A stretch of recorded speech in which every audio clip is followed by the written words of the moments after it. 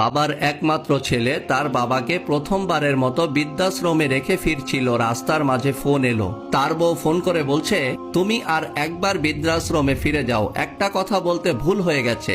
বৃদ্ধাশ্রমে গিয়ে তুমি তোমার বাবাকে ভালোভাবে বুঝিয়ে এসো। পুজো পার্বণ এমনকি তোমার জন্মদিনেও তোমার বাবা যেন কষ্ট করে ওই বৃদ্ধাশ্রমেই থেকে যায়, আমাদের বাড়িতে যেন না আসে। বাধ্য হয়ে বউয়ের কথা মতো আবার ওই বৃদ্ধাশ্রমে ফিরে গেল। সেখানে গিয়ে সে একটা অদ্ভুত দৃশ্য দেখতে পেল। তার বৃদ্ধ বাবা ওই বৃদ্ধাশ্রমের বৃদ্ধ মালিকের সাথে খুব হেসে হেসে কথা বলছে। এটা দেখে ছেলের মনে সন্দেহ হলো। সে মনে মনে ভাবলো, বাবা কি তাহলে আগে থেকেই এই বৃদ্ধাশ্রমের মালিককে চিনতো? কে জানে, হয়তোবা। তারপর অপেক্ষা করতে লাগলো। কিছুক্ষণ পর বাবা ওনার নির্দিষ্ট কামরায় চলে যাবার পর ছেলে ওই বৃদ্ধাশ্রমের মালিকের কাছে গিয়ে জিজ্ঞাসা করলো, স্যার, একটা কথা জিজ্ঞাসা করছি, কিছু মনে করবেন না।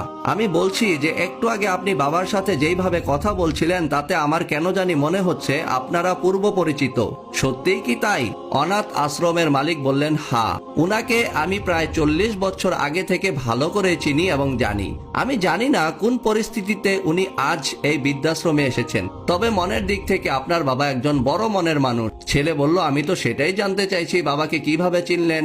বৃদ্ধ মালিক বললেন, 40 বছর আগে আমার আন্ডারে থাকা একটা অনাথ আশ্রম থেকে উনি একটা অনাথ শিশুকে দত্তক নিয়ে বাড়িতে গিয়েছিলেন এবং আমার অনুমান যদি ভুল না হয় তাহলে 40 বছর আগে দত্তক নেওয়া সেই অনাথ শিশুটি এখন আমার সামনে দাঁড়িয়ে আছে।